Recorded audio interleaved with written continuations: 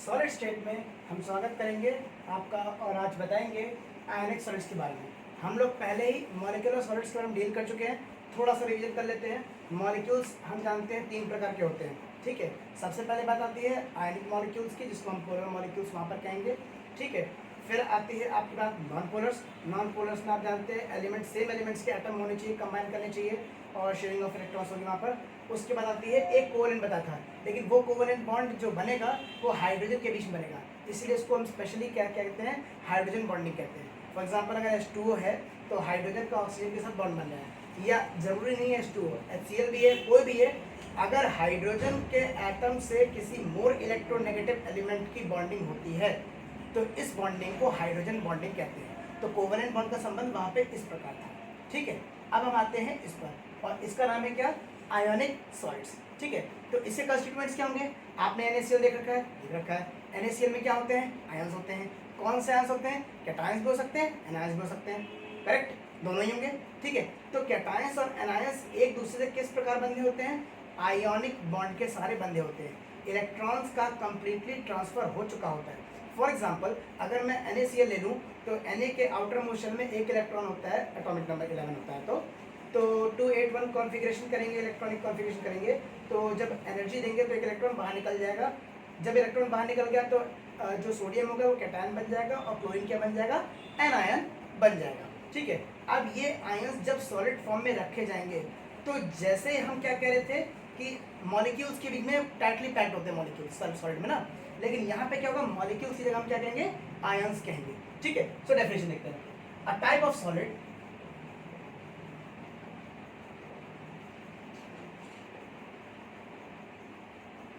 in which ions acts as constituent particles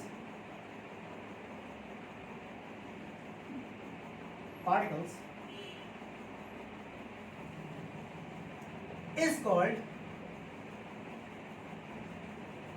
ionic solid, ठीक है। Ions उपस्थित होने चाहिए, ठीक। अगर आयन उपस्थित होंगे तो उनमें अट्रैक्टिव फोर्स लगेगा, ठीक है। ये अट्रैक्टिव फोर्स बहुत ज़्यादा स्ट्रॉन्ग होने वाला है, इसीलिए ये जो होते हैं वो बहुत ज़्यादा हार्ड होते हैं, ठीक है, बहुत ज़्यादा हार्ड होते हैं। एक बात और, ये आयंस हैं, इलेक्ट्रिक चार्ज है, तो क्या ये इलेक्ट्रिसिटी कंडक्ट करेंगे या थर्मल कंडक्टिविटी को सपोर्ट करेंगे, तो आंसर है नहीं, नहीं करेंगे। सॉलिड फॉर्म में तो कतई नहीं करेंगे, ठीक है। क्यों नहीं करेंगे, रीजनिंग बता रहे हैं, ठीक है। सो पहले लिख लेते हैं, these are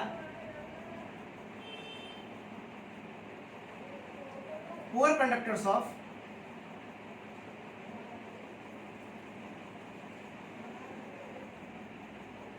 heat and electricity. नहीं करेंगे भाई, सोडियम मेटल है,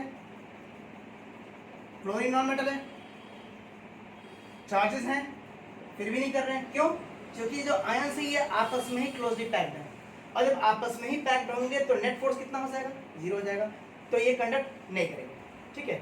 लेकिन ये तो आपने लिथियम बैटरी सुना है, ठीक है, आपने सोडियम का सॉल्यूशन सुना है, तब तो कंडक्ट करते हैं। बस यहीं पर आप सही हैं। सही क्यों है, क्योंकि ये क्या कर सकता है, ये इलेक्ट्रिक कंडक्ट नहीं करता इन क्रिस्टलाइन फॉर्म। अगर ये क्रिस्टलाइन फॉर्म में होगा तब तो ये नहीं करेगा, ठीक है। और अगर आपको इलेक्ट्रिसिटी कंडक्ट करानी है तो इसको आपको मोल्टन फॉर्म में कन्वर्ट करना पड़ेगा, ठीक है। So they can conduct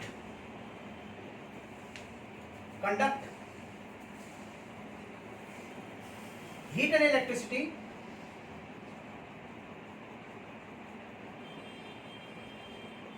in molten state। तो जब ये लिक्विफाइड फॉर्म में कन्वर्ट हो जाएंगे, जैसे मान लीजिए आपने नमक लिया और उसको आपने पानी में मिला दिया, तो क्या होगा कि वो सॉल्यूशन बन के तैयार हो जाएगा। ऑफ कोर्स नमकीन पानी है, लेकिन जब आप उसमें इलेक्ट्रोड्स डालेंगे तो वो इलेक्ट्रिक करंट लगेगा, ठीक है। ध्यान रहे, जो सेल होता है उसके अंदर जो सॉल्यूशन होता है उसमें जो इलेक्ट्रिसिटी फ्लो होती है वो आयंस की वजह से होती है। वहाँ पर आयंस क्या हो जाएंगे, फ्री हो जाएंगे। क्यों फ्री हो जाएंगे, कैसे कंडक्ट होती है वो अभी बताएंगे, ठीक है। सो ध्यान सुनिएगा, देखिए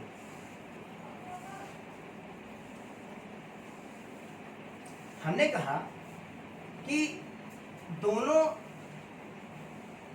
आयंस इसमें उपस्थित होंगे, कैटायंस भी होगा और एनायन भी होगा, सही बात है। अब क्या कीजिए, आप एक कंटेनर लीजिए, ठीक है, उस कंटेनर में आप कोई भी एक आयनिक सॉलिड ले लीजिए, NaCl ले लीजिए, MgCl2 ले लीजिए, कुछ भी ले लीजिए, ठीक है, कुछ भी ले सकते हैं, कोई दिक्कत नहीं है। हम NaCl ले रहे हैं क्योंकि वो बहुत कॉमन है, तो NaCl के ट्रेसेस यहाँ पे पड़ेंगे, ठीक, ध्यान से देखिएगा, NaCl के ट्रेसेस पड़े हुए हैं। अब आप क्या कर दीजिए, इसमें वाटर पोर कर दीजिए। जब वाटर पोर कर देंगे तो आपको ड्रिम हो जाएगा, ठीक है, ध्यान दीजिएगा। वाटर पोर करेंगे तो अब देखिए इस बकेट में केवल NaCl था पहले, अब क्या हो गया, पानी भी आ गया। अब क्या आ गया, पानी भी आ गया। सो फॉर एग्जांपल ऑक्सीजन है हमारा, ठीक है, और यहाँ पर हाइड्रोजन एंड हाइड्रोजन लगे हुए, ये पार्शियल पॉजिटिव चार्ज होगा, क्यों, क्योंकि हाइड्रोजन पूरी तरह से इलेक्ट्रॉन नहीं देगा और ना ये पूरी तरह इलेक्ट्रॉन लेगा, करेक्ट, ठीक है। तो अब होगा क्या, होगा ये कि ये ऑक्सीजन जो कि मोर इलेक्ट्रोनेगेटिव है, ये क्लोरीन पर रिपल्सिव फोर्स लगेगा, same charge repel each other, ठीक है। जब ये क्लोरीन पर रिपल्सिव फोर्स लगेगा तो क्लोरीन क्या हो जाएगा, आगे बढ़ जाएगा। जब ये क्लोरीन आगे बढ़ गया तो इनके मध्य डिस्टेंस क्या हो गई, ये इंक्रीज कर गई, और डिस्टेंस इंक्रीज कर गई तो फोर्स क्या हो गया, डिक्रीज कर गया। क्या कर गया, डिक्रीज कर गया। इस प्रोसेस को, जिसमें किसी दूसरे जो हमारा मॉलिक्यूल है उसके सहारे आप आयोनिक सॉलिड को तोड़ते हैं, इस प्रोसेस को बोलते हैं हम इलेक्ट्रोस्टैटिक पोलराइजेशन, ठीक है। ये 12th में आप इलेक्ट्रिसिटी एंड मैग्नेटिज्म में पढ़ेंगे। तो इलेक्ट्रोस्टैटिक पोलराइजेशन का मतलब होता है कि आप किसी डाइलेक्ट्रिक मीडियम के बीच में, डाइलेक्ट्रिक है H2O, ठीक है, जब आप NaCl इसमें डाल देंगे तो होगा क्या कि देखो ये हाइड्रोजन और ऑक्सीजन है, मैं एलिमेंट में बता रहा हूँ, हाइड्रोजन और ऑक्सीजन ये है, और मान लेते हैं कि NaCl है, इसको ऐसे भी लिख सकते हैं, या चलिए ऐसे लिख देते हैं, ठीक है, ये बॉन्ड बने हुए हैं, NaCl में बॉन्ड बना हुआ है प्लस ये माइनस ये, ठीक है। और आयनिक बॉन्ड को हमेशा कर्वी एरो से दिखाया जाता है, यानी कि इलेक्ट्रॉन ट्रांसफर हुआ है, ठीक है। अब देखिए इसके पास पॉजिटिव, इस पर नेगेटिव, इलेक्ट्रिक फील्ड की डायरेक्शन में होगी, इस डायरेक्शन में होगी, ठीक है। इलेक्ट्रिक फील्ड एक फोर्स होता है जो कि एक एरिया पर लगता है अभी के लिए, लेकिन इलेक्ट्रिक फील्ड होता कुछ और है, वो आप आगे बढ़िए। सो यहाँ पर इलेक्ट्रिक फील्ड लगी पॉजिटिव से negative terminal of the unit, ठीक है। और ऑक्सीजन की ये नेगेटिव है, ये पॉजिटिव है, ये पॉजिटिव है। अभी ये रास्ते में आ गया, तो रास्ते में आ गया तो आपने देखा कि हाइड्रोजन क्या कर रहा है, हाइड्रोजन इलेक्ट्रिक फील्ड इस तरफ लगा रहा है, इस तरफ लगा रहा है, उचित है। लेकिन अगर मान लीजिए ये बहुत दूर है तो इसकी इलेक्ट्रिक फील्ड ज़्यादा पास होगी, जब इसकी इलेक्ट्रिक फील्ड ज़्यादा पास होगी तो ये इस डायरेक्शन में, ये इस डायरेक्शन में जा रहा है, ठीक है। जब ये दोनों एक वेक्टर क्वांटिटी हैं, ठीक है, इलेक्ट्रिक फील्ड एक वेक्टर क्वांटिटी है, तो अगर दो वेक्टर्स अपोजिट डायरेक्शन जाते हैं तो वो माइनस होते हैं, सबट्रैक्ट होते हैं, और रिजल्टेंट होता है वो जो बड़ा वाला आता है वही आता है। अगर आप पानी मिलाते चले जाएं, यानी कि आप इंक्रीज कर रहे हैं इसकी क्या, इलेक्ट्रिक फील्ड, क्योंकि मोर कंसंट्रेशन होगा, ठीक है। अभी ये एक मॉलिक्यूल झेल रहा है इसको, अभी ये एक यूनिट झेल रहा है इस मॉलिक्यूल को, फिर अगर 2-4 मॉलिक्यूल से होगा तो इसकी इलेक्ट्रिक फील्ड बढ़ जाएगी, ठीक है, क्योंकि इलेक्ट्रिक फील्ड अगर सेम डायरेक्शन में होगी तो इलेक्ट्रिक फील्ड क्या हो जाती है, एडअप हो जाती है, ठीक। इसका मतलब ये हुआ कि जब ये पास आएंगे तो ये क्या हो जाएगा, ये फैल जाएगा, और फैल जाएगा तो ये जो चार्जेस हैं वो अलग अलग हो जाएंगे, इसीलिए क्या कहते हैं, पोलराइजेशन कहते हैं। पोलराइजेशन के बाद ये आयंस फ्री हो जाएंगे, और ये आयंस पे क्या हो सकते हैं, रिस्पेक्टिव इलेक्ट्रोड्स में क्या कर सकते हैं, अपने इलेक्ट्रोड्स पे जा सकते हैं। ऑफ कोर्स ये कैटायन है तो ये आपके कैथोड के पास जाएगा, और ये एनायन है इसलिए ये एनोड के पास जाएगा, ठीक है। और इस प्रोसेस को इलेक्ट्रोकेमिस्ट्री में इलेक्ट्रोलिसिस कहते हैं, जो कि आप आगे डिटेल में पढ़ेंगे। इतनी बात क्लियर है, आगे चलते हैं। आगे है हमारा metallic solid. Next is our metallic solid. ध्यान से देखिएगा, मेटल की रॉड्स हमने देखी है, ठीक है। So we have metallic solid.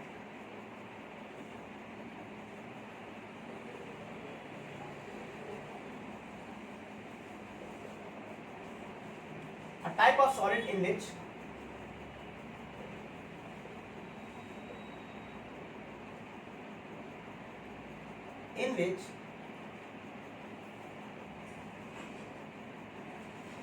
constituent particles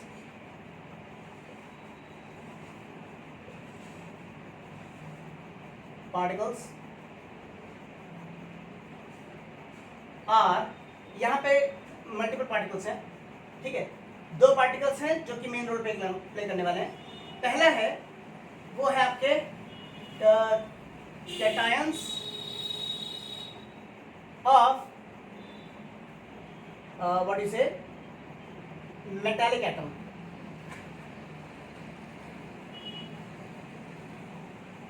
end of course crystal तो एटम्स होंगे, एंड इलेक्ट्रॉन्स, यानी इलेक्ट्रॉन्स बहुत सारे हैं, ठीक है, ठीक। तो अभी क्या था, आपने लोहे की छड़ी देखी थी, ठीक है, तो लेट कर लेते हैं कि हमारे पास रॉड है, एक जूम वे में देखते हैं, ठीक है। ऑफ कोर्स डाल्टन भैया कहते हैं कि एटम होंगे, एटम है हमारे पास, ऑफ कोर्स ये सॉलिड है तो टाइटली पैक्ड होंगे, ठीक है, लेकिन मैं आपको अलग से दिखा रहा हूँ क्योंकि मुझे बताना कुछ और है, ठीक है। मेटल क्या होता है? मेटल कोई भी एक ऐसा एलिमेंट जिसके आउटर मोस्ट शेल में 4 इलेक्ट्रॉन से कम हो, ठीक है। ये हम एक लाइन है जो कि ड्रॉ करते हैं मेटल से नॉन मेटल के बीच में, रफ आइडिया यही है, ठीक है। अगर आप इलेक्ट्रॉनिक कॉन्फ़िगरेशन करते हैं, इलेक्ट्रॉनिक कॉन्फ़िगरेशन एटॉमिक नंबर के बेस पर होता है, आप कॉन्फ़िगरेशन करते हैं, अगर आउटर मोस्ट शेल में 4 इलेक्ट्रॉन से कम इलेक्ट्रॉन है तो वो मेटल होगा, और मेटल होगा यानी कि वो इलेक्ट्रॉन आसानी से डोनेट कर देगा, इलेक्ट्रोपॉजिटिव कैरेक्टर अधिक होगा, इलेक्ट्रोनेगेटिविटी कम होगी, तो इलेक्ट्रॉन क्या करेगा, आसानी से डोनेट कर देगा, यानी कि जो इलेक्ट्रॉन होगा वो अपने पेरेंट एटम से क्या होगा, बहुत ही लूजली पैक होगा। तो मेरे पास एक बाहर इलेक्ट्रॉन है, ठीक है, ऐसे ही करोड़ों एटम्स होंगे और उनके इलेक्ट्रॉन्स होंगे, ठीक है। इन इलेक्ट्रॉन से कलेक्शन को इलेक्ट्रॉन सीक इसलिए कहते हैं क्योंकि ये बहुत ही ज्यादा फुर्तीले होंगे, क्योंकि ये अपने पेरेंट एटम से बहुत वीकली बाउंड होते हैं।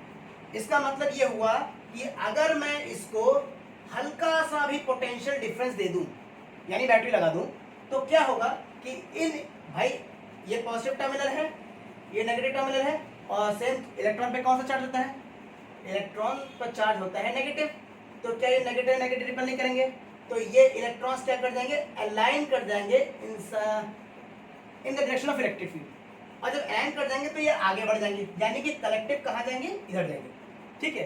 तो एटम्स के पास इतनी इलेक्ट्रिक फील्ड नहीं है कि वो अपने इलेक्ट्रॉन्स को क्या कर सके, रोक सके।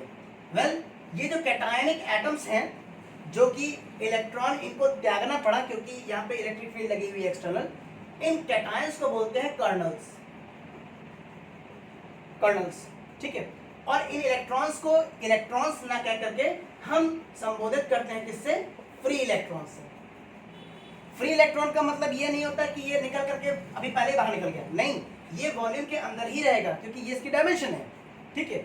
ये इलेक्ट्रॉन तब बाहर निकलेगा जब इसको एक्सटर्नल एनर्जी दी जाएगी, और एक्सटर्नल एनर्जी अभी किससे दी गई है, एक बैटरी से जिसका पोटेंशियल भी है, करेक्ट। तो हमने क्या किया, इस इलेक्ट्रॉन को एनर्जी दी जिसकी वजह से ये एक्साइट होकर के आगे निकल गया, in the direction of electric field क्या हो गया, ये जा रहा है, ठीक है। ऑफ कोर्स इलेक्ट्रिक फील्ड इसकी इस डायरेक्शन में पॉजिटिव नेगेटिव होती है, लेकिन सेम अपोजिट चार्ज करते हैं, अट्रैक्ट करते हैं, इसलिए इलेक्ट्रॉन कर जा रहा है, करेक्ट। तो मेटालिक सॉलिड्स में इलेक्ट्रिसिटी कंडक्ट करना बहुत आसान है, ध्यान रखिए।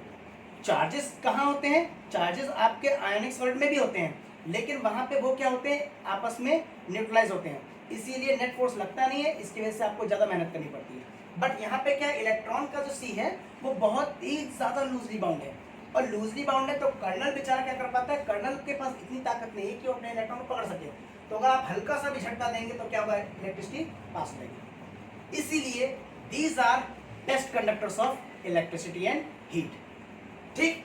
अब आते हैं एक और टॉपिक है जिसको कहते हैं कोवेलेंट सॉलिड। कोवेलेंट सॉलिड पहले भी आया था लेकिन वो हाइड्रोजन बॉन्डिंग के लिए था, ये जो आने जा रहा है ये किसी और चीज के लिए, देखिए इसको। So next is covalent solid, या इसको कभी कभी हम नेटवर्क सॉलिड भी कहते हैं, ठीक है। देखिए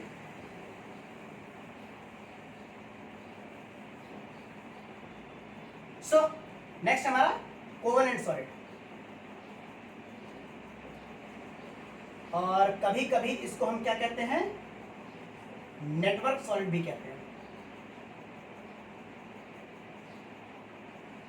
ठीक है। ऑर्गेनिक केमिस्ट्री हम लोगों ने 10th क्लास में जस्ट एक कदम रखा था उस पर, ठीक है।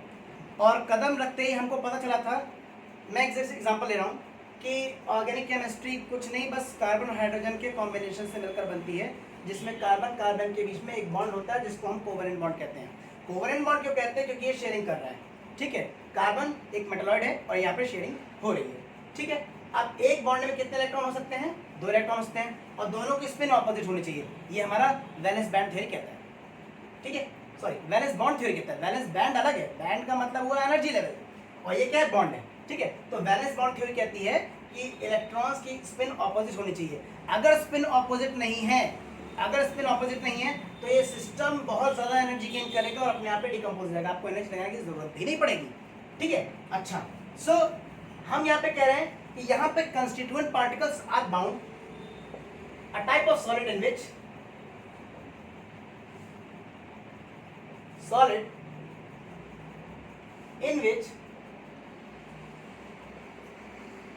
constituent particles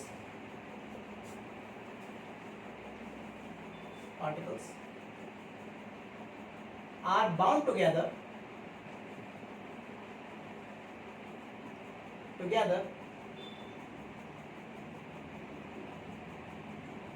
with covalent bond। Covalent bond बता दूं, 2 तरह के होते हैं। एक होता है, अब कोवलेंट बॉन्ड देख लीजिए, कोवलेंट बॉन्ड जो होते हैं वो 2 तरह के होते हैं। पहला उसको बोलते हैं पोलर कोवलेंट, और दूसरा होता है नॉन पोलर कोवलेंट बॉन्ड, ठीक है। पूरा लिख लेते हैं, पोलर कोवलेंट बॉन्ड क्या होता है, जिसमें 2 नॉन मेटल्स आपस में क्या करते हैं, कंबाइन करते हैं। किस लिए कंबाइन करते हैं, ताकि वो एक मॉलिक्यूल बना सके किसी भी कंपाउंड का। फॉर एग्जांपल मैं कुछ भी ले रहा हूँ, आप भी ले लीजिए, कोई दिक्कत नहीं है। मैं HCl ले रहा हूँ, HCl लिया, यहाँ पे हाइड्रोजन का जो है वो नॉन मेटेलिक कैरेक्टर ज़्यादा दिखता है, ये एज अ मेटल काम नहीं कर पाता। क्यों नहीं कर पाता, क्योंकि अगर ये मेटल का काम करेगा तो इसको इलेक्ट्रॉन डोनेट करना पड़ेगा, और इलेक्ट्रॉन डोनेट करना पड़ेगा इसका मतलब फ्री हो गया, और फ्री रह नहीं सकता, ठीक है। एसिड में भले ही H+ आयन दिया जा सकते हैं, लेकिन वहाँ पे बता दूं कि वहाँ पे भी H3O+ आयन बनता है, ठीक है। तो वहाँ पे भी वाटर के साथ वो कंबाइन करता है, वहाँ पे जो बॉन्ड बनता है उसको हम कोऑर्डिनेट बॉन्ड कहते हैं, वो बात अलग है। लेकिन यहाँ पर क्या है, यहाँ पे कोवलेंट बॉन्ड है, और ये इसका नॉन मेटल कैरेक्टर शो हो रहा है, ठीक है, और ये भी नॉन मेटल्स हैं, ठीक है। अब 2 नॉन मेटल्स के बीच में एक फोर्स ऑफ अट्रैक्शन लग रहा है, जो कि शेयरिंग की वजह से लग रहा है, और इस शेयरिंग के बॉन्ड को बोलते हैं कोवलेंट बॉन्ड। लेकिन चूंकि ये 2 नॉन मेटल्स अलग अलग कैटेगरी के हैं, ये हाइड्रोजन है, ये क्लोरीन है, 2 नॉन मेटल्स क्या हैं, अलग अलग एलिमेंट के हैं, इसीलिए किसी एक पर पार्शियल पॉजिटिव चार्ज आएगा और किसी पर एक पार्शियल नेगेटिव चार्ज आएगा। क्यों आएगा, क्योंकि हाइड्रोजन और क्लोरीन 2 अलग अलग चीज़ें हैं। तो हम आपको बता दें कि मान के लेते हैं, अगर आपको याद हो पीरियोडिक टेबल में, तो ग्रुप नंबर 17 में सबसे पहले आता है हाइड्रोजन, फिर आता है आपका फ्लोरीन, क्लोरीन, ब्रोमीन, आयोडीन। और आप जानते हैं जैसे ही आप डाउन द ग्रुप जाएंगे तो इलेक्ट्रोनेगेटिविटी कैरेक्टर क्या करता है, वो आप पे घटता है, यानी कि वो सॉरी बढ़ता है। यानी कि हाइड्रोजन के मुकाबले क्लोरीन होगा, वो मोर क्या होगा, इलेक्ट्रोनेगेटिव होगा। मोर इलेक्ट्रोनेगेटिव होगा, इसका मतलब ये है कि दोनों के में शेयरिंग तो हो रही है, लेकिन दोनों के में इलेक्ट्रॉन की शेयरिंग हो रही है, लेकिन क्लोरीन के पास ऐसे में स्ट्रक्चर बना हाइड्रोजन का, और क्लोरीन का कुछ इस प्रकार होता है, ये भी आप आगे पढ़ेंगे कि ये क्या ओवरलैपिंग हुई है, ठीक है। तो जब हाइड्रोजन का जब ये दोनों आपस में जुड़ते हैं तो ये कुछ इस प्रकार से स्ट्रक्चर बनता है,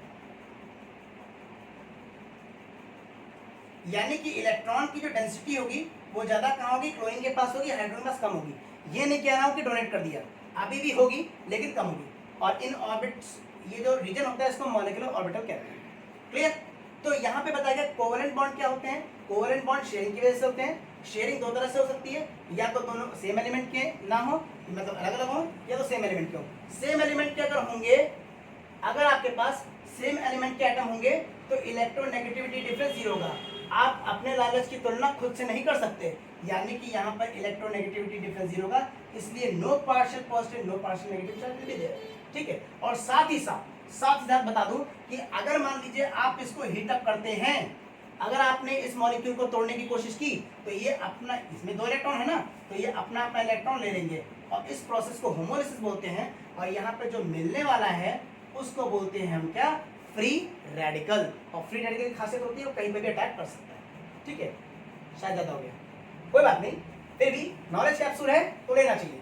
ठीक है, तो हमारा जो नेटवर्क सॉलिड है उसमें एटम जो होंगे या ग्रुप ऑफ एटम जो होंगे वो कंबाइन करेंगे with the force of covalent bond. ठीक है, अब ये कोवेलेंट बॉन्ड कैसे होगा, एक सा एग्जांपल देखिए। आपने कार्बन के इलेक्ट्रॉन्स पढ़े, डायमंड हो सकता है, ग्रेफाइट हो सकता है, फ्लोरीन्स हो सकता है, तो ये सब जुड़े कैसे हैं। आप जानते हैं कि कार्बन के जो स्ट्रक्चर होते हैं वो बहुत कॉम्प्लेक्स होते हैं। ठीक है, कार्बन कार्बन के बीच में बॉन्ड कैसा होता है, नॉन पोलर कोवेलेंट बॉन्ड होता है। और जब नॉन पोलर कोवेलेंट बॉन्ड होगा यानी कि वहां पे चार्ज सेपरेशन बिल्कुल भी नहीं होगा। यानी कि अगर मैं एक हेक्सागन बना रहा हूं, ऑफ कोर्स इनका शेप हेक्सागन होता है, अगर आपको याद हो ग्रेफाइट का स्ट्रक्चर तो यहाँ पे हर तरफ क्या लगा हुआ है, कार्बन लगा हुआ है। ये अंडरस्टूड होता है, अभी आपको यहाँ पे बता दिया गया। ऐसे ही आप इसके साथ भी जोड़ दीजिए। ठीक है, आप ऐसे भी जोड़ दीजिए। ठीक है, एंड सो ऑन, पूरा थ्रू आउट द स्पेस बन सकता है। ठीक है, तो ये ग्रेफाइट का स्ट्रक्चर है जो कि अभी आप थोड़ी देर में देखेंगे। ठीक है, तो यहाँ पे हमने देखा कि यहाँ पे ग्रेफाइट के स्ट्रक्चर के लिए कुछ ब्लॉक्स बने हैं। ठीक है, कुछ ब्लॉक्स बने हैं। इन ब्लॉक्स को हम आगे चल के देखेंगे कि इन्हीं ब्लॉक्स को क्या कहते हैं, यूनिट सेल कहते हैं, वो अभी बात की बात है। ठीक है, तो हमारा कहने का तात्पर्य केवल इतना सा है कि यहाँ पे जो ये सब्सटेंस बनने को तैयार हुआ है, ये जो सब्सटेंस बना है, इनके बीच में बॉन्ड क्या है, कोवेलेंट बॉन्ड है। ठीक है, इसीलिए इनके नेटवर्क, ये देखिए नेटवर्क ही प्रॉपर बन रहा है। यहाँ पे एटम, यहाँ पे एटम, यहाँ पे एटम, यहाँ पे एटम, यहाँ पे एटम, एटम। ठीक है, तो यहाँ पे क्या बन रहा है, एक नेटवर्क बन रहा है, एक ब्रांच बन रही है। इसीलिए इनको हम क्या बोलते हैं, नेटवर्क सॉलिड्स भी बोल सकते हैं, या फिर क्या कह सकते हैं, कोवेलेंट सॉलिड भी कहते हैं। यहाँ पे कोवेलेंट सॉलिड बताना इसलिए जरूरी है क्योंकि ये केवल और केवल नॉन मेटल्स में नहीं, मेटलॉइड्स में भी लगता है। आप सिलिकॉन के भी सबसे बना सकते हैं, आप कार्बन बना सकते हैं। और कार्बन जो होता है वो मोर एलोट्रॉपिक है और मोर आपको एबंडेंट है, बहुत जल्दी आपको मिल जाएगा, इसीलिए हम इसका एग्जांपल ले रहे हैं। ठीक है, अच्छा, सही बात है, मान लिया। ठीक है, तो हमारे पास, हमने पता कर लिया, हमारे पास आयनिक सॉलिड होता है, हमारे पास मेटालिक सॉलिड होता है, हमारे पास मॉलिक्यूलर सॉलिड होता है, और हमारे पास ये नेटवर्क सॉलिड होता है। अब थोड़ा सा इसकी डिटेल में जाते हैं। हमने देखा कि आयनिक सॉलिड क्या होता है, वो बैड कंडक्टर ऑफ इलेक्ट्रिसिटी होता है। सही बात है, बैड कंडक्टर ऑफ इलेक्ट्रिसिटी होता है और बैड कंडक्टर ऑफ हीट होता है। लेकिन मोल्टेन स्टेट में आएगा तो उसकी प्रॉपर्टी चेंज, तुरंत चेंज। इसका मतलब क्या हुआ, कोई ना कोई खास बात है। सोडियम क्लोराइड एटम वही थे, आयंस भी वही थे, लेकिन कोई ना कोई बात है जिसकी वजह से चेंज हुआ है। अब वो बात क्या है, वो डिपेंड करता है उनकी पोजीशन पर। और पोजीशन को डिफाइन करने के लिए आप यूज करते हैं किसका, आप यूज करते हैं कोऑर्डिनेट ज्योमेट्री का। आपको याद होगा 10th क्लास में आपने कोऑर्डिनेट ज्योमेट्री में पॉइंट्स प्लॉटिंग बहुत की होगी। एक्स एक्सिस पर पॉइंट होगा, मान लीजिए कोई पॉइंट अगर यहाँ पे रखा हुआ है तो आप डिस्टेंस, हॉरिजॉन्टल डिस्टेंस नापेंगे जिसको हम एक्स एक्सिस कहते हैं, और वर्टिकल डिस्टेंस नापेंगे उसको वाई एक्सिस कहेंगे। सिमिलर केस यहाँ पर भी है, लेकिन यहाँ पर हम कोऑर्डिनेट एक्सिस ना करके उसको बोलते हैं क्या, उसको बोलते हैं हम क्या, crystal lattice. So next heading will be crystal lattice.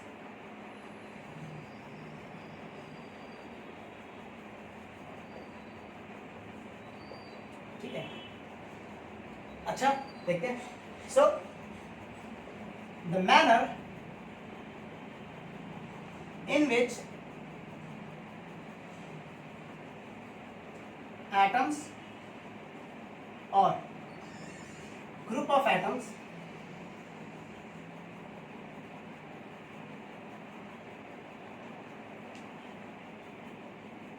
are arranged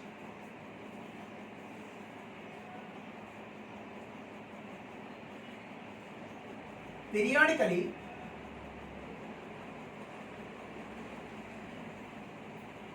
is called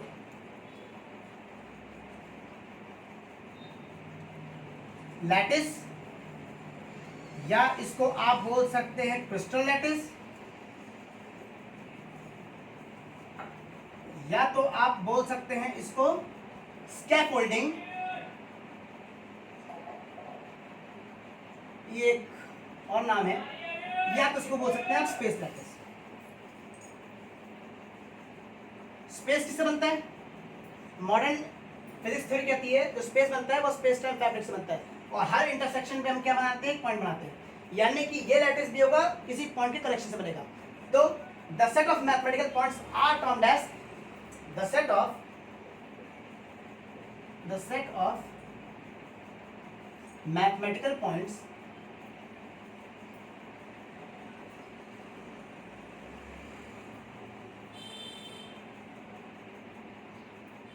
in a crystal where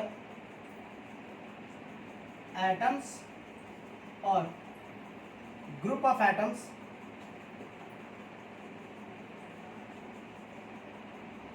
are placed is called lattice। एक और डेफिनेशन है, एक डेफिनेशन और है, एक डेफिनेशन और है कि सेट ऑफ मैथमेटिकल पॉइंट्स, यानी कि मैथमेटिकल पॉइंट से मैथमेटिक्स से डरिए नहीं, मैथमेटिकल पॉइंट का मतलब ये होगा कि हम केवल एक पॉइंट को लोकेट कर रहे हैं। ठीक है, आप मान लीजिए कि किसी की पोजीशन बता दें, मैप, गूगल मैप यूज करते हैं तो बताते हैं कि इतना डिग्री नॉर्थ इतना डिग्री साउथ होगा, तो क्या हम डायरेक्शन बताते हैं? जी हाँ बताते हैं। तो डायरेक्शन बताने का मतलब क्या हुआ? हम केवल और केवल उसकी एग्जैक्ट पोजीशन बताने की कोशिश कर रहे हैं। तो वो मैथमेटिकल पॉइंट का कलेक्शन जो जहां पर एटम्स पीरियोडिकली अरेंज होकर के हमें पूरा का पूरा क्रिस्टल देंगे, ऐसे पॉइंट्स के कलेक्शन को हम क्या कहते हैं? क्रिस्टल लैटिस या स्पेस लैटिस या फिर स्कैफोल्डिंग कहते हैं। एक डेफिनेशन और है, वो ये है कि the 3 dimensional arrangement of points, mathematical points where atoms are arranged periodically is called space lattice. तो वो भी इन्हीं का अरेंजमेंट है। ठीक है, तो ये बात हुई क्रिस्टल लैटिस की। ठीक है, और हर एक point, every point in the space lattice या crystal lattice is called lattice site. ठीक है, so next definition will be lattice point और लैटिस साइट।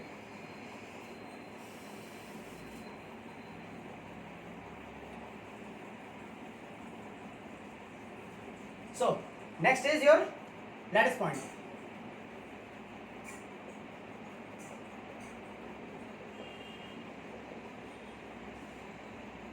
Every point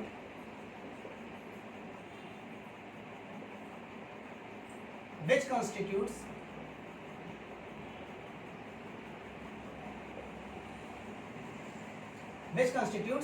क्या? Space lattice is called lattice site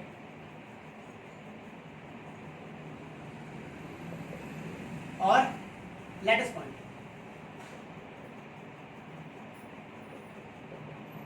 मान लीजिए मैं कुछ पॉइंट रखता हूं, पार्डन मी अगर यहां पर ये पॉइंट्स एग्जैक्टली डिस्टेंस पर ना होता, ठीक है, लेकिन मैं कोशिश यही करूंगा कि एग्जैक्ट पॉइंट्स रख पाऊं। ठीक है, तो यहां पर आप देख रहे हैं कुछ पॉइंट्स रखे हुए हैं जो कि लगभग, मैं पूरी तरह नहीं कह रहा लेकिन हाँ लगभग, नॉट ऑन टू स्केल है भाई। ठीक है, तो इनकी डिस्टेंस क्या हो जाए? कांस्टेंट हो जाए। मुझे कुछ और पॉइंट्स बनाने पड़ेंगे सच दैट कि इनकी डिस्टेंस एटलीस्ट रफली तो इक्वल लगनी ही चाहिए। ठीक है, तो यहाँ पे कुछ मैथमेटिकल पॉइंट्स हैं जो कि हमारा कोई कोऑर्डिनेट एक्सिस होगा जिसके रिस्पेक्ट में ये सारे पॉइंट्स हैं। ठीक है, हर एक पॉइंट को, ये अगर एटम यहाँ पे लग जाएंगे तो पूरा क्रिस्टल बनकर तैयार हो जाएगा। हर एक पॉइंट को हम क्या कहते हैं? हर एक पॉइंट को हम लैटिस पॉइंट या लैटिस साइट कहते हैं। ठीक है, ये 3 डायमेंशनल है, इसको मत समझिए कि केवल इस पर स्क्वायर वे में, नहीं, ये आपकी तरफ निकलता हुआ आ रहा है। Just a minute. ठीक, okay, next is your unit cell. क्या होता है यूनिट सेल? क्रिस्टलोग्राफिक एक्सिस क्या होती है? क्या जरूरत है हमारी यूनिट सेल में? ठीक है, इसका खुलासा अगले लेक्चर में। तब तक देखिए V3Y द साइंस ब्रिगेड। तब तक के लिए धन्यवाद।